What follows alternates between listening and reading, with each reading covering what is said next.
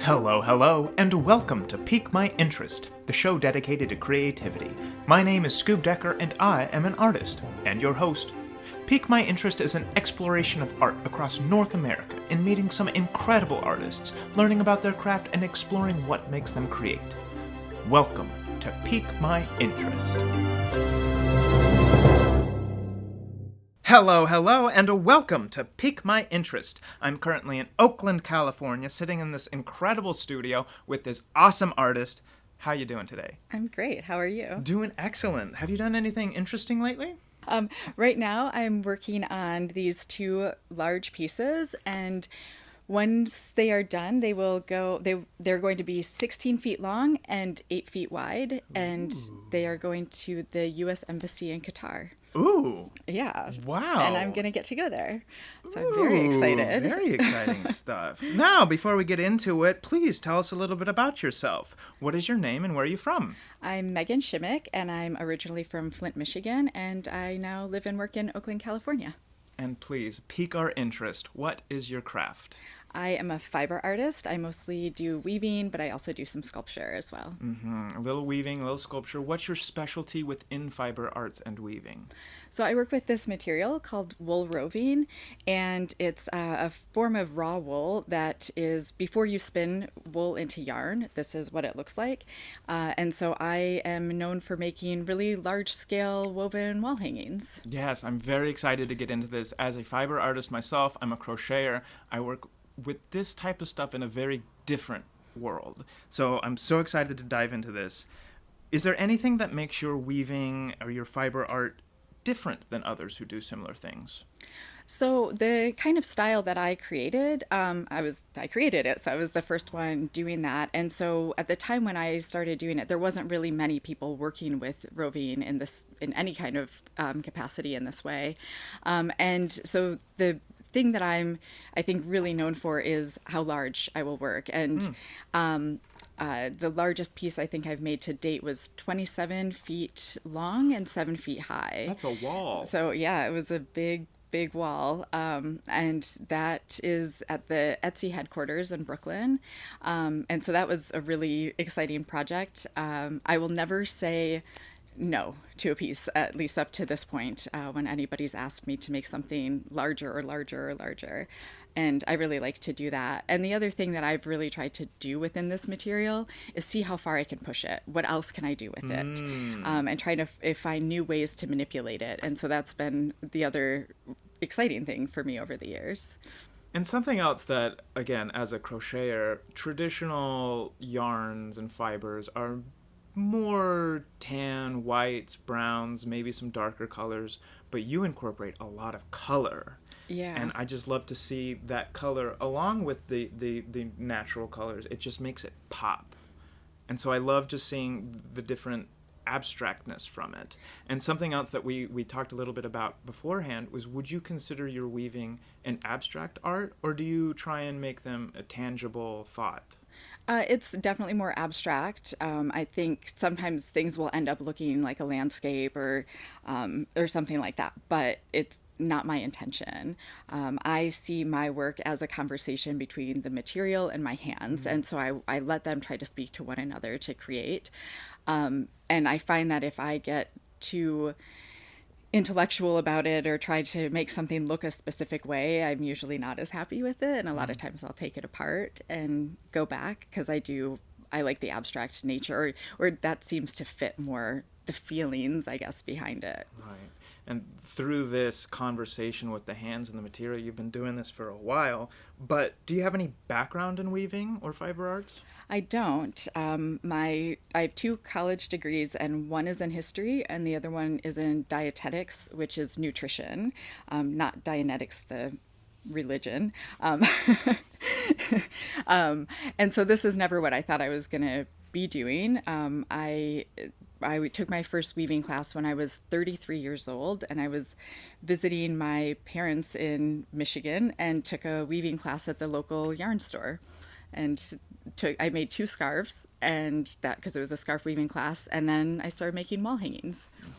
So you didn't get into weaving until later in life. But was there anything from your upbringing in Michigan that made you want to become a creator? So I think growing up, artist wasn't a job. I grew up in this kind of, it was expected, or the jobs that I knew of were engineer, doctor, lawyer, teacher, these kind of more traditional, that's the people I was surrounded with. Art to me was always a hobby, a thing that you did kind of on the side. And so when I was young, I liked to draw, and I, at one point, when I was in high school, I did an internship at a planetarium and had to create this big project to represent light pollution. And so it was this big kind of painting with light, and I put lights actually in it to demonstrate it. And, there's been things like that throughout my time. And I took photography classes when I was in high school, and this was in the 90s, so I would be in the dark room developing things. It was back when you could still do that, or when that was common. And so there was always, some art stuff kind of happening. In my 20s, I got really into baking and cooking. I was vegan, and so got really, really into baking. And so I guess there's always been a desire to create something and to be using my hands for something. But it wasn't until I started doing this that I ever even considered doing art as a job. So while growing up, you did some artistic-y things, you doodled, draw, but then at some point you shifted into history and nutrition. Why did you make that transition into that? In high school, I loved history. I had amazing history teachers that were great storytellers, and then I just couldn't get enough. I always wanted to learn more about history, and so when I first went to college, I was majored in psychology for like a semester, and then I switched my major to business or something, and that also lasted a semester when I was just like, I cannot do this is not my thing. And so then I switched to history because it was the thing I actually really loved, and I happened to have some great history professors at the school I went to, and it was wonderful. And I worked in bookstores all through high school and college, and so I was always reading, and that was a big thing. And so I think the history and reading went well together. And so it was just something I really loved. And after I finished my history degree, the problem is, unless you want to teach, there's not a lot of jobs you can do with a history degree. And so I started managing a bookstore, and I did not love that. And so I was vegan and got really into nutrition, because especially being vegan in Michigan in the early 2000s, there weren't tons of vegan options everywhere. There wasn't a big, section at the grocery store like there is now. And so I had to learn to cook. I had to learn how to prepare food for myself and to make sure I was getting all the nutrients and everything that I needed. And so I got really into nutrition and decided I wanted to go to school to study that. And so then I got my degree in that and moved to Washington, D.C., and I was doing nutritional research for some nonprofits. And that's where I met my now ex-husband, but we met in Washington, D.C., and yes, I was really into nutrition, and that was when I got really into baking.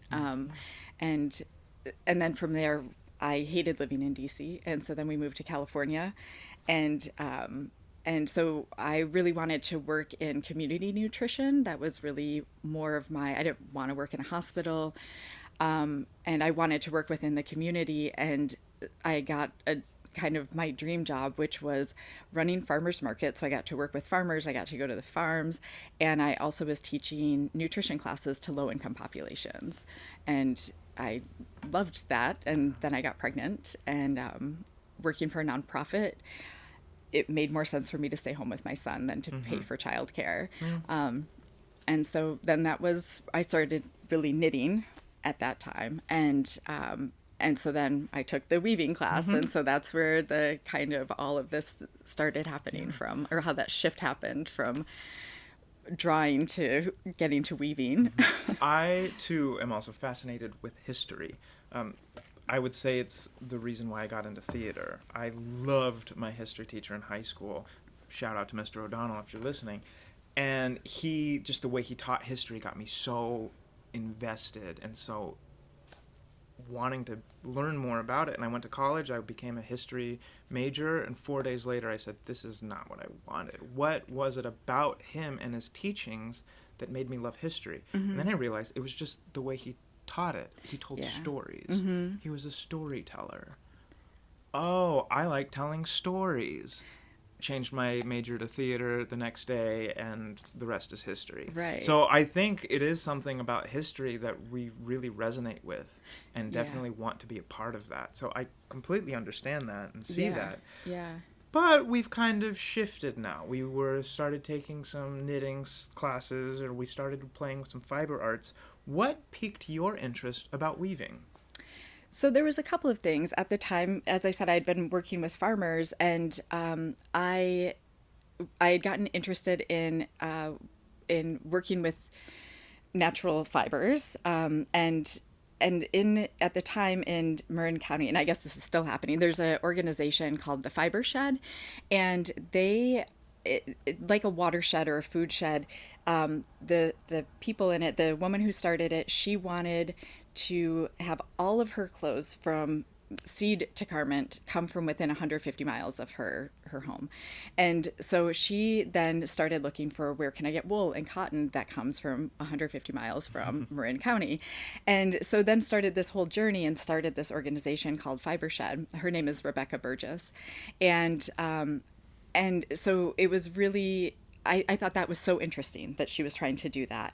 And so then she started going to farms and asking the farmers, what are you doing with your wool? And they were just composting it. They weren't doing anything with it, because there wasn't a good mill to mill their wool. And so she then started working and getting all of these things. So now there's mills in Marin County, and there's lots of people who do natural dyes and all of these things. And so that was a big thing that piqued my interest initially about weaving, was then getting interested in working with local farmers and all natural fibers. And almost from day one, I almost exclusively work with natural fibers. It's pretty rare for me to use something that's not cotton or wool or silk, or something that kind of, the idea is it comes from the earth and it can go back to the earth. So if something ever happens, my everything I make can be composted, or that's why I try to keep my feelings about it that's my goal for things. And so that was initially, when I started weaving, that I was excited to use those fibers in weaving. That was a big part of what got me even more interested, I guess, than the actual process itself. And my son was 18 months old at the time when I started weaving, and I think it was also having something to do. I lost a lot of myself becoming a stay-at-home mom, and I felt like I was Nate's wife and Gray's mom, and then it was, who's Meghan? I lost myself a lot. And so I think it was this thing that all of a sudden I was interested in, I was good at, and I just had so many ideas, I couldn't stop. And so I think that too helped me find my identity again. Absolutely. You just kind of dabbled. You started to just discover Meghan. Yeah. And you started creating these beautiful tapestries. These, I've mentioned before, the color, the weavings, the textures, the dimensions of them all is just stunning. Thank you. And through that, you've created your own studio space in this mill, this factory. Where are we? It used to be a cotton mill. Cotton mill. Yeah. Which is funny now that you're working Right, with some fibers. Yeah, and this building, or this whole complex, is called the Loom, which is, fitting. And you've got a studio in the Loom. To me, that says success. Do you consider yourself successful? And what is succeeding in fiber arts? And what got you succeeding?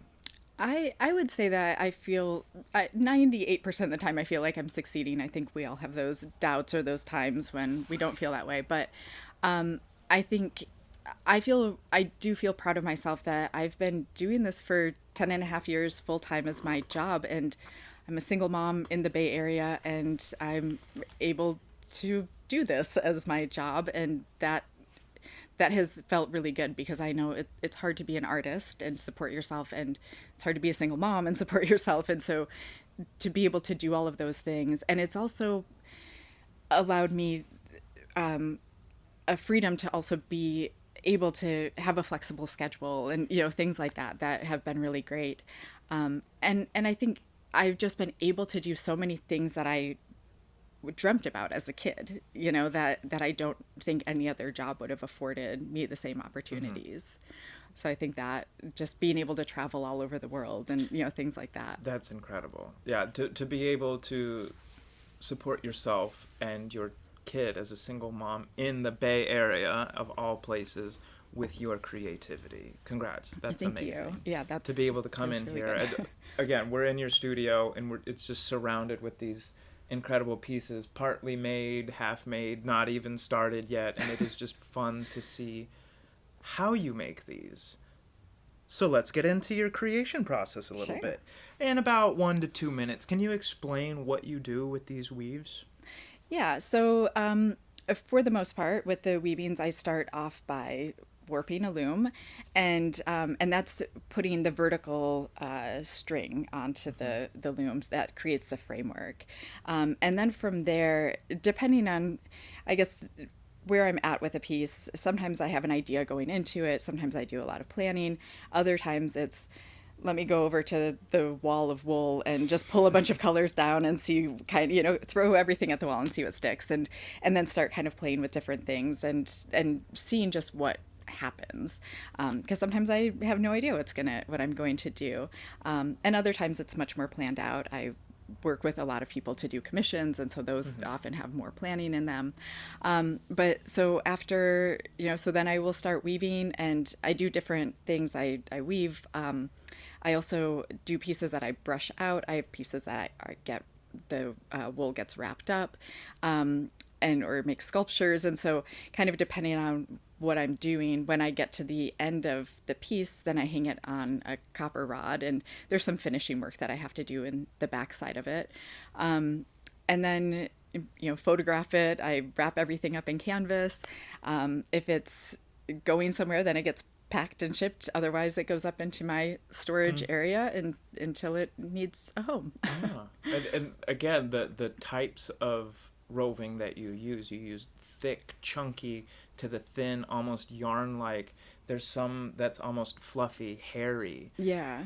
While you're working, you said sometimes you just go and put something down and maybe it'll work, maybe it won't. Do you have a preconceived idea of, like, this is how I kind of want it to go, and then just start and see how it goes? Or do you just let the fibers figure it out themselves? Usually it's the latter. Usually I will let the fibers just kind of see what happens. I don't necessarily go into things always with a specific idea. Even how I layer the colors. If I pick out a bunch of colors, then sometimes it's, all right, we're just going to see what these look like next to each other. And if I don't like it, I can take it out, which is a really nice thing about this kind of art form is it is forgiving, and it's very malleable, and I can put things in, take it out a bunch of times until I get it to the place where I feel like it's right, I guess. Yeah, so I guess that's just letting that happen. So, again, the conversation between your hands and the materials, you just have to have an open conversation, an open communication, and to be able to listen to the material and allow your education to kind of just let it happen. Because what I've read is that you've studied tapestry weaving, rigid heddle, Navajo floor loom weaving. All these are just able to open your artistry up to let the roving work with you. Yeah. And I've been fortunate to be able to take different classes through the years since I got interested in this. And yeah, I do think I draw back on different things. And one of the things you mentioned earlier was that a lot of people work in more neutrals, and I work with a lot of color. But when I started, I worked in a lot of neutrals. And I think there was a couple of reasons for that. I think it felt more safe, maybe more easy, more what I was drawn to, I think, just at the time as well. But a big part of it was wool is really expensive. And And when I was first starting out, I didn't, I didn't have much money at all for materials. And so I could only buy so much. And so I would get getting the neutrals was easier because, or I could only get so much stuff. So it was like, okay, I'm going to get the white and the, whatever. And then over time, as I've been able to grow my collection of wool, then I'll get more colors. Or as I've done commissions and then I get a color and I'm like, oh, I really like that one. I want to use that over and over. As a beginning artist, you can only work with what you can get your hands on. Right, exactly. And then from there to be able to incorporate, oh, I can afford one more color, or right. oh, I can add this one more right. thing. And that's where the experimentation comes in. Yeah. I absolutely love that. And sourcing it too, that took a while to find a good source for it. That was another part of it. Absolutely. What gets your creative juices flowing? What inspires you to make these? I think that one's kind of hard because I think I want to be making things almost every day. There's hardly a day that I don't want to be in my studio. And sometimes it's hard when I can't be, if just now I was away for a couple of days and yesterday I was just itching to be in my studio. And so I think there's always something I want to be doing, almost always. But I think when there are times when I feel more stuck, I'll look at art books, I'll go for walks, like nature really helps me. But I think and looking at magazines and stuff like that, but it's really just living almost that makes me just want to always be creating something. And honestly, though, a big thing too is yesterday I had to do a really long drive and I'll make everything completely silent. And it's like letting my brain just have this time to percolate, and then I'll get ideas for things and get really excited. And sometimes I'll make voice memos for myself so I don't forget of, like I had this idea for a thing, because I have to write everything down at this point in my life, otherwise I forget it. And so I think there is stuff like that too, just letting silence come into my life that really helps. Yeah, you've kind of bled into my next question of every artist runs into a brick wall with their creativity. How do you overcome a creative block? Is that similar? You just kind of shut everything off and just let your mind kind of wander? Yeah, I think that's really, I had a few years ago, I had a period of time that was really difficult, and I was going through a lot in my personal life that I had to deal with, but it made it really difficult for me to work at the time. And I felt and to this day, at the time and now, I feel so grateful that I had commission work during that time, because it pushed me. I had to work, I had people who were expecting things from me. And through that, just continuing to do the work, even if it wasn't, it was okay, I still get to wake up and do this every day, and I'm doing it for somebody else, but that really helped to keep me going. And so then it was after a couple of months of that, then I started having all these ideas again. And so it was just kind of, and so a thing I say to myself now, if I come into my studio and I'm like, I don't really know what I want to do, but I want to do something. And so then it's just do something, just start. And even if I end up taking that whole thing apart, it's just getting started is really kind of how I have to come over the blocks, or switch to doing something else. If this isn't what I want to do today, like, okay, do some sewing, or, try to do something else that I enjoy. Yeah. The versatility of fiber arts is so expansive. I mean, there's knitting, crocheting, weaving, looming, fiber poking. I mean, there's so many. The chair that you're sitting in, you created, and I don't even know how to explain it. And there's, even looking at your tapestries, you have, I'd say the traditional look of the roving going in between those vertical strings like you were talking about. But then there's also these rolled up pieces that if you cut into them have different layers and different colors within them. You're creating these different shapes, and it is just so fascinating to see how your brain is working with these things. So again, thank you for pursuing your creativity and allowing your artistry to open up to this. Well, thank you. I'm grateful to get to do it. And while you're working, we often do need that break. Do you have any hobbies? And do they complement or contradict your craft? I feel like my hobbies are have bled into also, as I mentioned, I've been trying to teach myself to sew, and I would say that's definitely a hobby at this point because I'm not trying to make anything for work, that's definitely, it's a thing I do in my studio because this is where I have my sewing machine now. So I have that. I got into doing some natural dyes. But I do like baking, and my son has gotten into that, which is really great because now that's a thing that we can do together. Another thing that I do is I do some watercolor painting, but I have never shown it to anybody. It is a thing that I keep for myself. And I just have all these stacks of paintings that are in a bin, with all the watercolor paints. And I really did that purposefully because I think when I first started weaving, it was it was a hobby, initially, and then it became my job, and I love that. But I wanted something that was just for myself. That isn't that I don't. And my paintings are not good. Don't get me wrong. Here they are not good. But I don't want to get to a point where somebody would want to buy it or something, because I don't want that to become part of my job. I want to keep that for a hobby. So I think that is a nice thing to just have on the side. Yeah. And I would ask, would that be your advice for somebody to get started in looming, tapestry, weaving? But maybe you might have other advice. What would be your advice for somebody to get started in fiber arts? Well, I think, for me, it happened really organically. And I think just as you said too, with your crocheting, it was something you were interested in and started to pursue. And so I would say start with something that you're interested in. And if it is weaving, see where it goes. And I think there's within a lot of weavers, there's a lot of obviously people feel bad when their work gets copied, and I used to a lot. When I first started, it made me feel really bad. But now, a thing I do encourage people to do is if you see something that you love, it's okay if you try to emulate what somebody else has done, but you're doing it for yourself. You're not trying to then monetize it. You're trying to learn what people before you have done.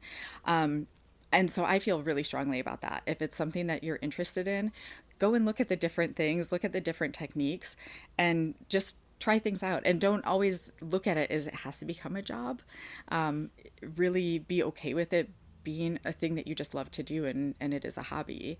And I think I didn't go to art school, and I know a lot of people did. And so I think if you are going to try to navigate the art world, that has definitely, maybe it would have been better if I had gone to art school in that regard.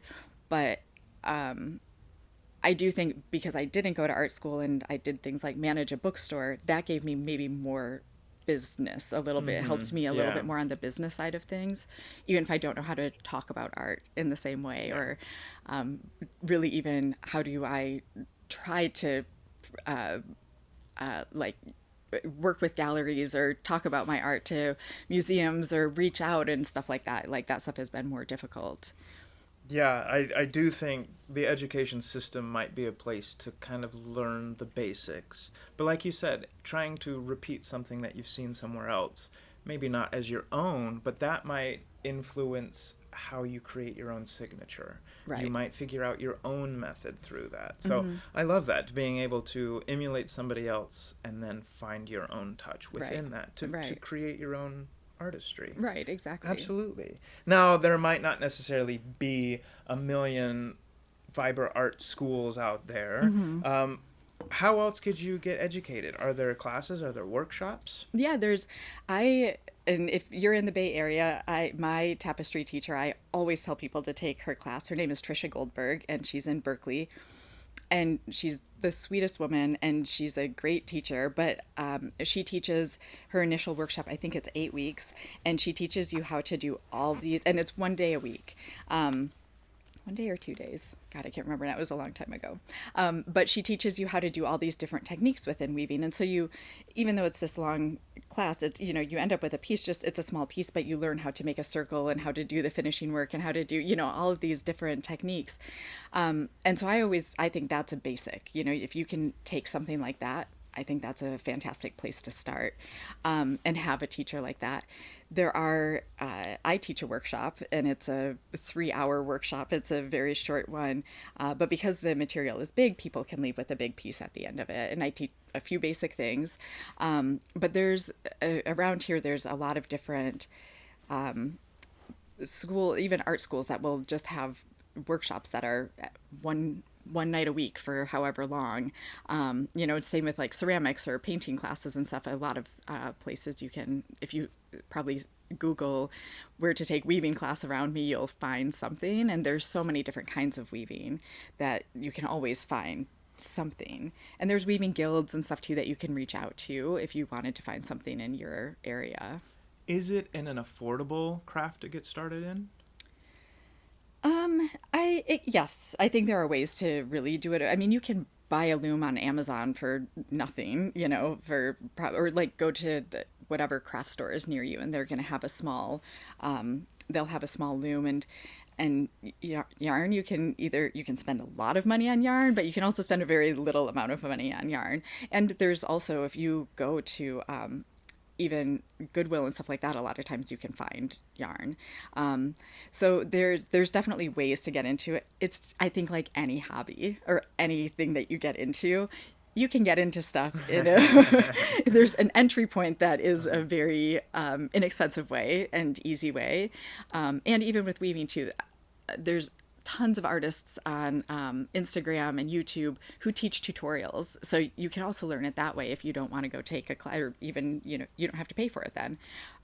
So there's definitely really affordable entry points. Mm-hmm. And then, of course, you can get to something else where things get really crazy. I mean, as artists, we do find our signature touches with sometimes the things that we can afford or the things that we can find. Mm-hmm. And that in turn might become your signature. Right. And your work, I read, was made for grief and heal after personal loss. Can you explain that a little bit? Yeah. So I'd started weaving, as I said, so I took this weaving class in my parents' town in Michigan, and about, 20 months later or something, my father passed away quite suddenly. He was young. He had pancreatic cancer, and from the time of his diagnosis, he was dead within a month. And so it was very shocking. I was very, very close with my dad.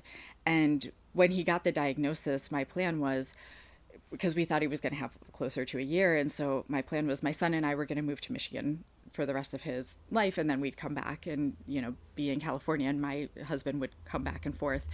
But then he died so quick, it didn't happen. And then almost immediately after that, I went through a divorce. And so I was just carrying a lot. I was going through so much. It was so heavy. And that was when I'd worked with the roving a little bit, but that was when I really turned to it, because it was so thick and fluffy. And then I could move my whole body while I was making it to make these big pieces. Whereas the tapestry was a much smaller, more precise form of weaving. This felt like more freedom, and it really helped me move the grief through my body to really start to heal myself, and it really was helpful during that time. Well, thank you for that. Thank you for your story, and again, thank you for your artistry and being able to explore those areas and bring it out in your work. But going back to a little bit of the advice for somebody, you at one point had to take this leap of faith to kind of say, I'm an artist now. I'm not working in a grocery store. I'm not working on the computer. I am an artist. Yeah. What would be your advice for somebody to take that leap of faith? So I think for me, so at the time when I did that, I'd only been weaving for not very long at the time. And when my husband and I split up, I decided I would give myself 1 year to see if I could do this full time. And it was truly just deciding to take the leap. And I think there have been a couple of times in my life where I've done that, where I've just said, kind of thrown caution to the wind and just jumped. And one of my friends, I remember her saying years ago, jump and the net will catch you. And that was a thing too, that I just thought, I've just got to jump and go for it. And, I think there are things about that can be very privileged, because I also know I do have, like, if something went really terrible, I could go live with my mom again. I do have a safety net in my life. But this was very much like, I'm a single mom now. I need a job. I love doing this thing. Let's see if this can work. and Pull the trigger. and yeah, and because the truth was too, when I left my husband, it was, I didn't have a job. I had worked in 3 years. And so it was like, what would I even do at this point? What would my job be after being out of the workforce? And so I think there was part of it too, of like, this is what I know now. And so I think that inspired me. But so I would say, for somebody who was trying to decide, I almost feel like it's a listening to your gut thing. And again, I think it helps if you ultimately have a safety net there behind you. But sometimes you just have to take the jump and believe in yourself. I think that's a big part of it too, was I believed that I could do it. And so I think and I've had my doubts a lot during the years, but I've always believed that something else will come, something, another project will come into my hands. I'll find something else to do. I'll create something new that never existed before, and so I think all of those things really, I think those are things to remember about yourself, that if you can do that, go for it. And then, going a little bit further, you make these pieces, you pour your heart and soul into it, and somebody looks at it and says, I don't get it. How do you handle criticism?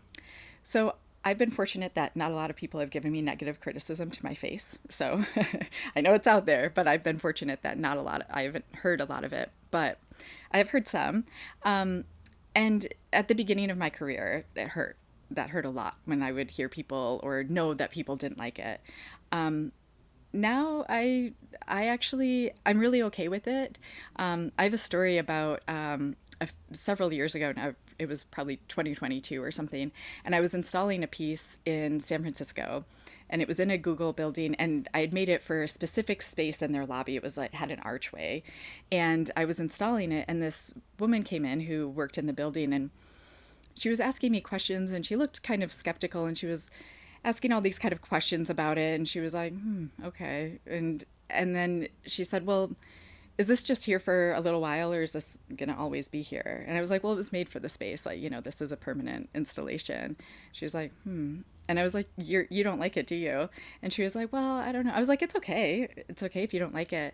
And one of the things that I took away from that, though, was you want your art to evoke a feeling.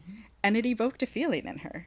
And it's a weird thing that kind of made me happy. I don't want to say happy, but I wasn't upset about it. It didn't make me feel bad that she didn't like my art. And I think especially for me since then, remembering that I'm not for everyone. The art's not for everyone. And some people aren't going to like it. Some people don't like fiber art at all in any regard. But my stuff is abstract. It's big. That's... Some people they're not going to like that at all. And it can be messy. And so I'm really, I think at this point I'm pretty okay with it. I think if somebody wrote an article about me or something that was really critical, that might hurt. Seeing something more in writing might feel worse or something like that. But right now I've been taking things okay. I guess at this point today, I can take it. Your work is beautiful, and it evokes a feeling. It tells a story. And as I've learned through Pique My Interest, we're storytellers. And often our work is just telling our little bit of a story. And I think you portray that perfectly. So again, thank you for that. But now let's lighten it a little bit. Time to clear the air. Are there any misconceptions about being a fiber artist? Well, I think, well, and this is probably true with a lot of artists, is people think it's like all fun. That every day it's just like super fun, and most of it is, but it is still a job. Like I still have to do accounting and answer emails and the not fun stuff. I guess I would say weaving, knitting, crocheting, all of those things have traditionally been seen as craft. And so bridging that or turning that into a fine art is a thing that is a struggle, I think, for fiber artists in general, because it's not always been seen that way and it still isn't. And I think even within the art community, it's not looked down upon, but it's definitely seen as a lesser art form. And I would say even I can make something huge and I can't sell it for the same amount that somebody would sell a small painting for. You know, that I think is a big thing, is that it's not as worth as much.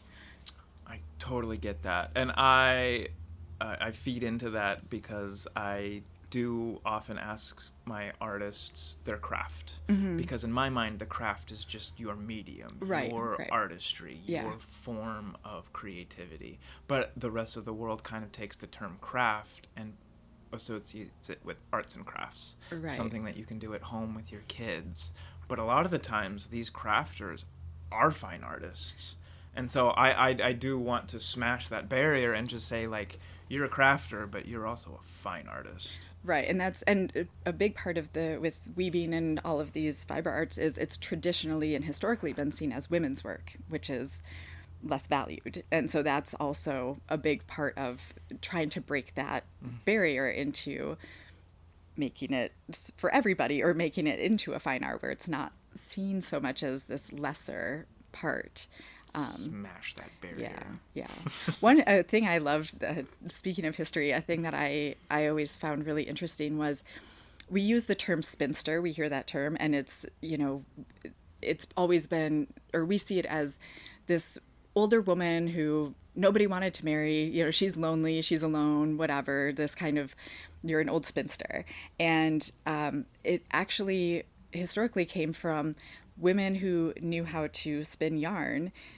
They didn't have to get married because they could support themselves, because they had this job that not a lot of men could do, or that they weren't doing. It was seen as women's work, but it was a really valued thing. It needed to happen. And so they got this, you know, this is the patriarchy, right? Like they got this term thrown at them because they didn't have to get married if they didn't want to. And so but men were threatened by that. And so that's Of course. kind of where that came from, which I think is very interesting. Bunch of badass women kicking ass and taking names. And what's next for the world of your fiber arts? Well, I mentioned earlier that I'm making these two large pieces that are going to go to Qatar. And this has been a thing years in the making. I had my first call with the U.S. Embassy in 2020. And at the time, they hadn't broken ground on the embassies. And so they said, you know, this is going to be a few years from now, but we just want to get the conversation started. And then, of course, the pandemic slowed all of the building down. So I just finally got it started on it in the last month. And so those pieces I'm very excited about. I'm very excited I'm going to get to go to Qatar. So that's really exciting. I have this other piece that I'm about to start that is going to go to Paris to be in a show that's in October. So I'm excited for that. And I'm trying to decide if I'm going to Paris with it. We'll see. Hopefully. Yeah. So those are kind of my next big things that I'm working on right now that I'm really excited about. Wow. Best of luck with your world travels and your Thanks. who knows, maybe you're going to get some more influences across the globe. Yeah, yeah, that's what's great about traveling and being able to travel for with my work. It's been very cool. And where can we see your work? I have my website. You can see my work that is, you know, shows I've had and the different kinds of work. I also have work for sale on my website, and then also my Instagram. And both my website and my Instagram are my name, so meganshimek.com and @meganshimek. So those are the places best to see my work online. And if you're in the Bay Area, I'm sure there's quite a few tapestries lying around. Yeah, there's in a lot of office buildings. There's a few restaurants, and you know, people can always contact me and do studio visits as well if I'm available. Ah, amazing. I do like to end with one last question. If you could excel at any other craft other than your own, what would you like to do? Woodworking. Ooh, that was a pretty quick one. Yeah. Why is that? I don't know. It's something I've always been drawn to. I think I like power tools.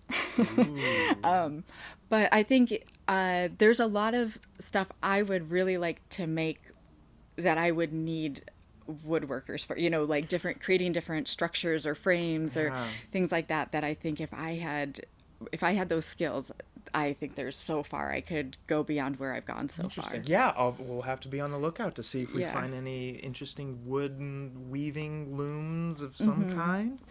Again, thank you. And I can't thank my peakers enough out there. Please let me know if you know of any special or unique artists or art forms you think I should explore. I'm currently in Oakland, California, and can't wait to see where Pique My Interest takes me next. Remember, creativity comes from the heart. Push yourselves. Be kind to each other. I'm Scoob Decker, and thank you for helping me pique my interest.